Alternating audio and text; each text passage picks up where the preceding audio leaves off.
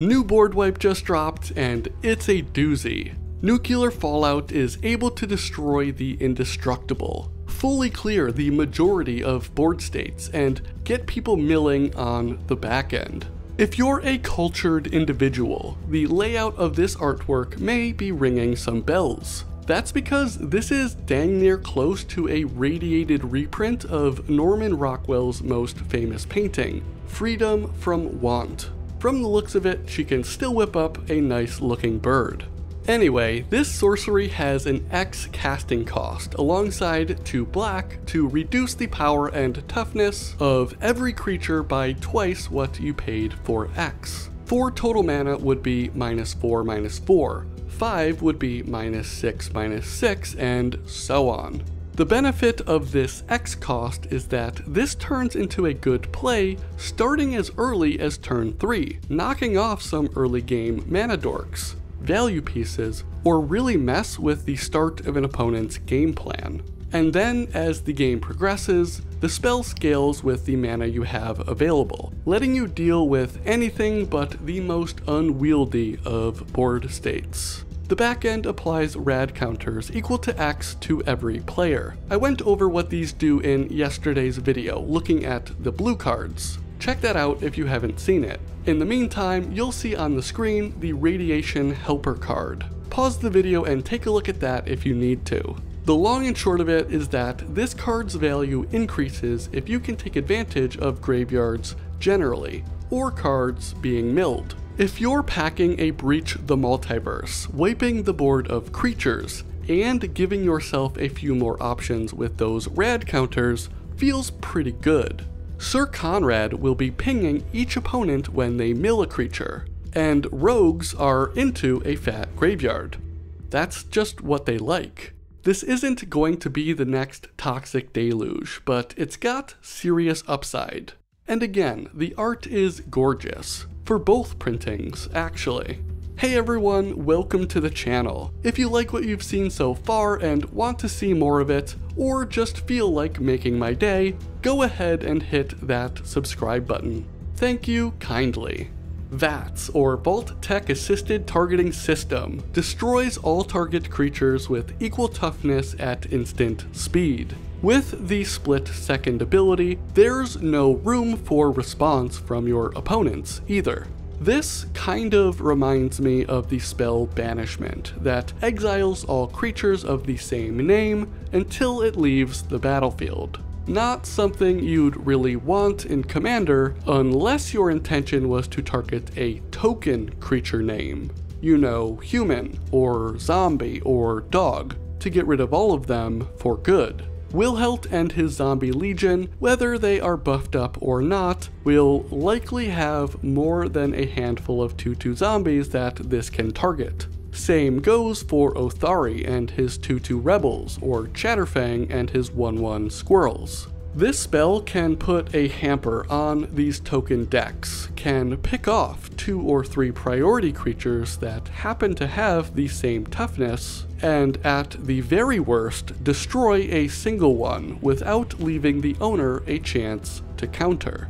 I think they did a good job with the flavor of this card, especially the split second bit, and I definitely think this deserves to see play.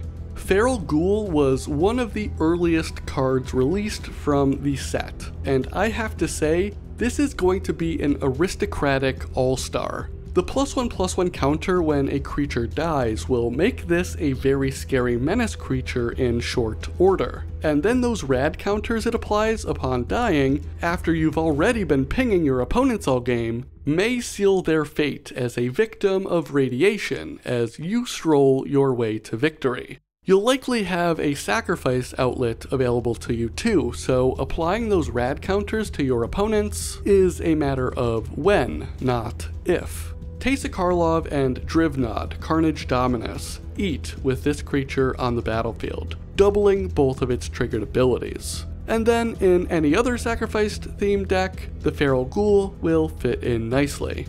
Vault 12 has got more rad counters for the table, 3 to each player to be exact, and is the payoff you're looking for if you want to lean heavily into the rad counter mechanic.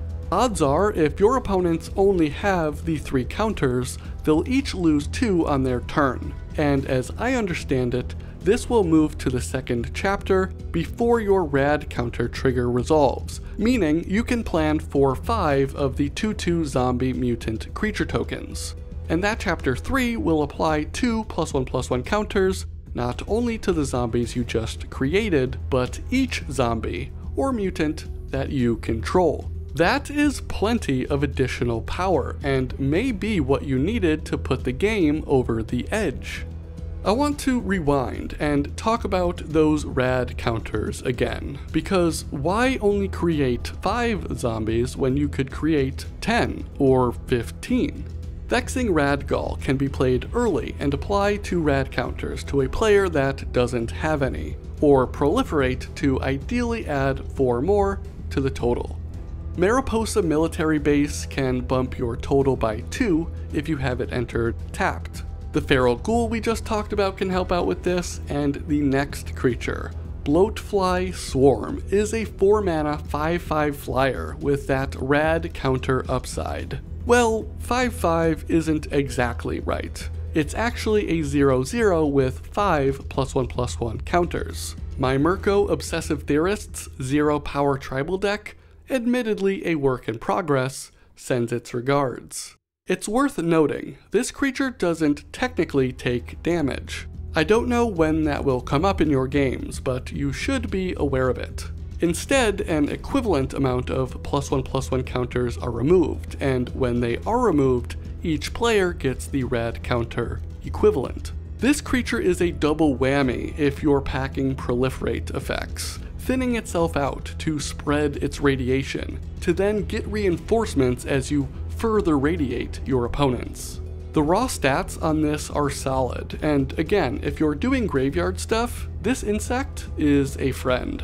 Last one we'll talk about in this video is Screeching Scorch Beast. This is another one of your milling payoffs, both applying 2 rad counters to each player when it attacks, but then creating as many zombie mutants as each player mills non-land cards. This only happens on 1 milling instance per turn though, but you get to choose the occasion. If you have 2 rad counters and hit 1 non-land card, you can choose not to affect that trigger, saving it for when you cast Glimpse the Unthinkable.